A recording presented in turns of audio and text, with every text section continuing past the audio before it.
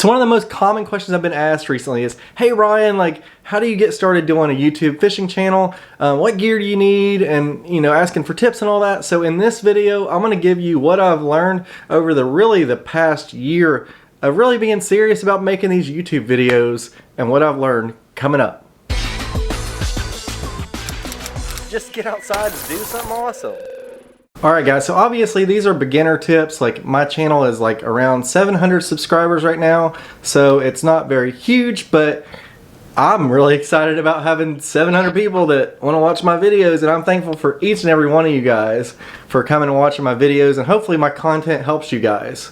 So that leads me to my first point, and my first point is do this because you're passionate about it. I love fishing, I'd be fishing anyways, and have the right motivation, because then you're going to be motivated when it comes time to recording these videos, editing them, and everything that goes with it, because ultimately it's work, guys. It takes work, and you'll get frustrated with your gear, you'll have problems, you'll spend a lot of time editing, especially when you first start. So you have to be passionate about it, and you have to have your heart in it, because I don't know how many of you guys have heard this, but like, you know, obviously like one of my goals is to inspire you guys to get outside and do something awesome, but also I know this is like a video record that, you know, if something were to happen to me and I were to pass away today, I could be in a car wreck. You know, we're each blessed with every single day that we get to live on this earth, and we're not guaranteed tomorrow, so you just gotta live today for the best you can. And if something were to happen to me, like, my kids could be able to go back and watch these videos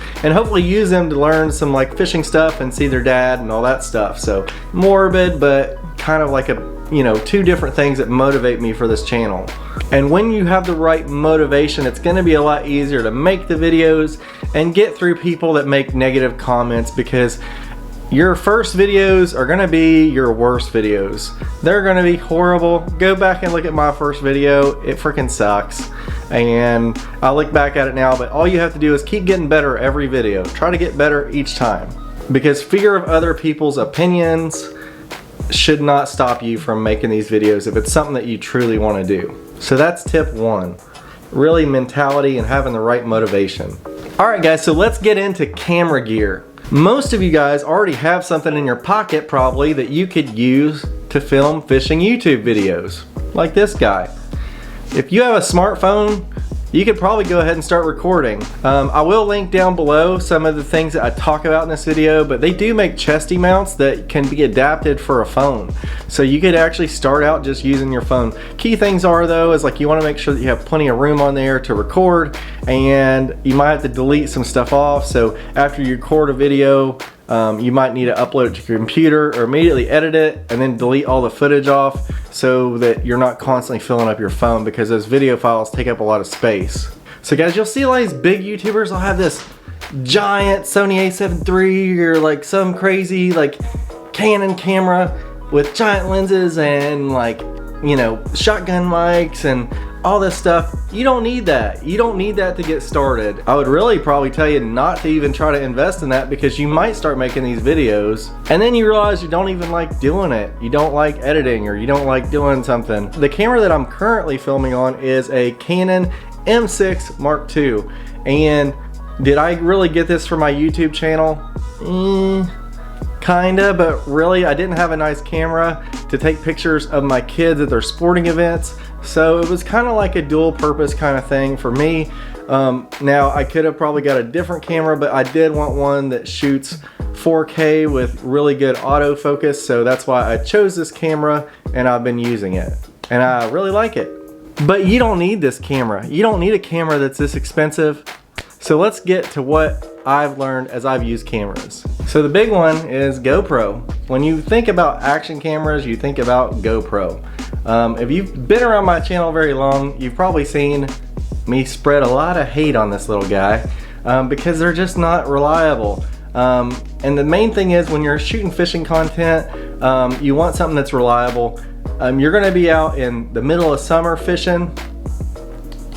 I wouldn't go with this, because they get hot and they overheat and they'll ruin your footage, and you'll be really mad because you've caught some awesome fish catches and then you don't even have footage from it because it'll just shut down on you. So I wouldn't recommend GoPro. So what I would recommend is the DJI Osmo Action Camera. And you can see I have it set up here on a chesty mount. And if I were to get to like the mounts and stuff that you need, this would be the first one I would get. You can take this off, and if you decide that you want to, you know, do a little vlog action, you can take the camera loose, or you can just take your chesty off and hold it out, and you can talk to the camera and tell your viewers like what you're doing. So you really just need one camera. And one thing that I like about this one is one, it's more reliable than the GoPros, and so two is the audio adapter here is really small, and so like it's not as bulky and it's way more reliable. If you saw that other GoPro, I actually had it set up with the external audio mount from GoPro, and I constantly had issues with it. You'd record a whole day and it not have audio. That connection is just really finicky. If you can see, like I've got this one set up here, and I've got the external audio adapter here, and I've got a Purple Panda lavalier mic. And what that's gonna do is help your audio be better, and it's gonna reduce that wind noise, and it sounds excellent whenever you film on this. Unfortunately, I can't show you fishing clips because since I actually upgraded to this, I've not been able to take it fishing because we've had ice storms and all this craziness out here. But I'll just walk around outside and I will let you all listen to how this sounds and what it looks like. Alright guys, so this is just a little bit of a test for you guys to show you what this sounds like. It's actually freezing rain right now. It's not snow, this is freezing rain. But I want you all to see what this sounds like with this Purple Panda lavalier mic with the external audio adapter and everything on this camera. Right now I have, I've got the Rocksteady off, so it should be a little bit wider of a view. And what I'm going to do now is switch to Rocksteady on, and you'll see that view kind of come in a little bit. And so now I'm standing in the same exact place. I tried to keep the position about the same. Obviously I had to change on the camera, but you can see that that brings the view in just a little bit. So when you're fishing, you want that really wide angle view. And gosh, isn't this weather beautiful? Can y'all believe I didn't go fishing recently? Like, it's like ice. And so in order to power it all day, what I do is I use one of these USB power bricks, and it's got USB ports on it, and you can charge it. And what you can do is you can take this, and I've got a little, it's a USB-A to USB-C cable, and then I can take that, and either one, if you're not using external audio, you can plug it into the side of this, or you can plug it in the bottom of this audio adapter here. And when you plug it in, that allows you to not have to worry about changing out batteries.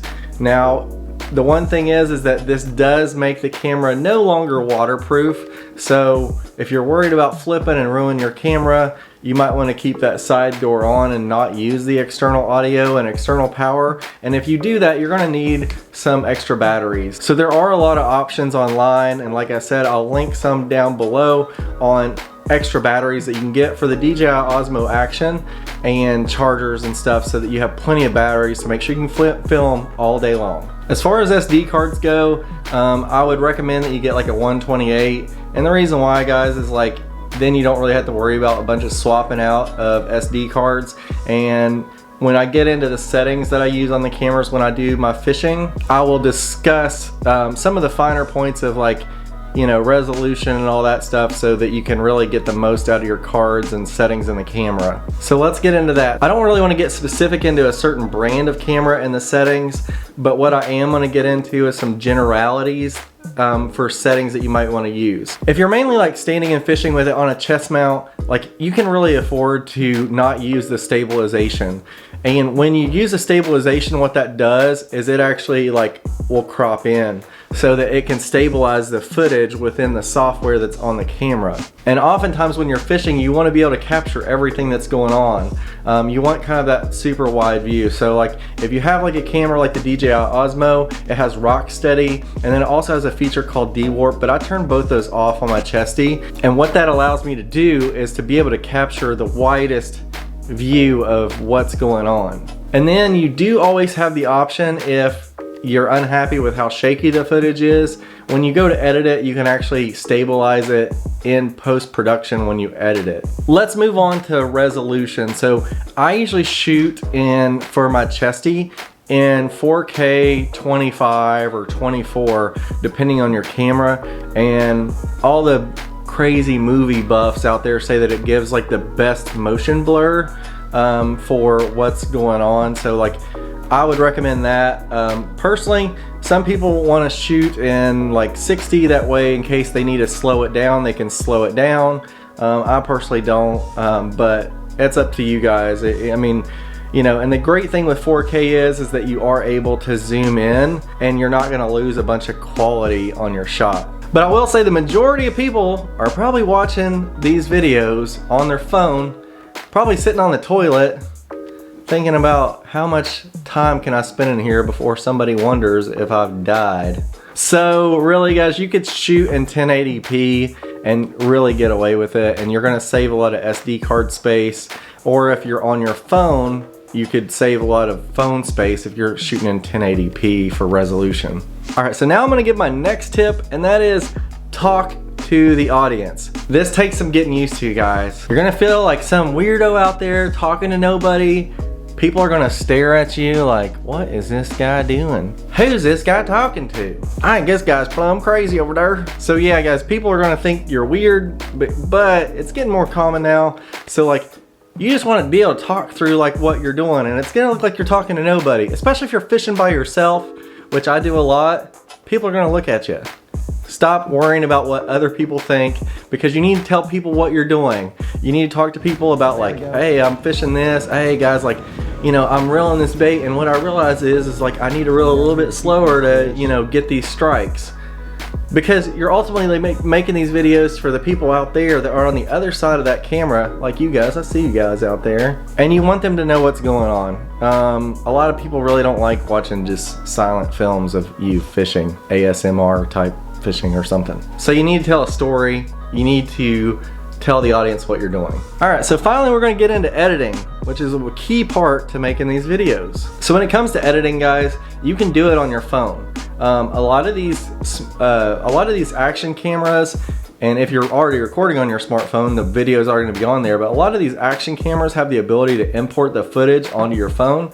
There are also devices out there that can help you with this. So if you have an iPhone and you want to import footage to your phone, you can either do it through the app and import it that way, or you can actually buy this little it's like a dongle thing that you plug in the bottom of your phone, and you can plug in the SD card. I'm sure they probably have the same option for like Samsung and other phones, but I personally use iPhones. So then you can get it on your phone, and if you have like an iPhone, you can use like iMovie. I think on other platforms there are other different ones that you can use, like KineMaster, but just get online and search like Android video editing software, iOS video editing software. That way you know which one's gonna work on your device. And if you're on a PC, I know a lot of people like to use DaVinci Resolve to edit videos. And me personally, I use a Mac computer, and what I use on that is just iMovie that you can get free, and it's super simple. I don't really know when I'll need to update because my video edits are honestly really simple. And that's the key, guys, is you want to make editing as simple as possible for you and make it easy to learn, because editing these videos is probably going to be the biggest learning curve when it comes to getting your content out there. And one thing that you learn the longer that you do this is that go watch some YouTube videos and see how much they're constantly changing like views, or like flashing up a picture, flashing up B-roll, to keep things interesting. So I would just say try to keep your video edits short. Like, one of my key rules for myself is I will edit my video once. I usually wait a day, and then I go back and watch the whole thing again, and then I'm like, if I was watching this, would I click off of this video at any point? And then if I find a point like that I trim it down and edit it a little bit more. And so the final steps are going to be exporting that footage and uploading it to YouTube. There's a lot of other things that come with this, like making thumbnails, how to title your video, how to put tags in it, how to write the description. And if you all want a video about that, I can do one also, but I don't want this video to get too long because honestly, who knows how long this is at this point. I appreciate every single one of you guys watching. It absolutely amazes me that I've passed 700 subscribers. It's been a crazy year, and I'm really focused on making these videos and really bringing you all better quality content so that I can help you guys out. So please give me a like if you like this video, and if you haven't subscribed to my channel, my name is Ryan and I make kayak fishing videos primarily, but I make bank fishing and all types of fishing and outdoors type content. So if you like that kind of stuff, please consider subscribing. And as always guys, don't forget, get outside, do something awesome, take somebody with you if you get a chance, and hopefully I can go fishing soon, because all this freaking ice storm and snow, and they're calling for 10 inches of snow tomorrow, and it's gonna be stupid. But hopefully I'll see you guys in the next video. Peace.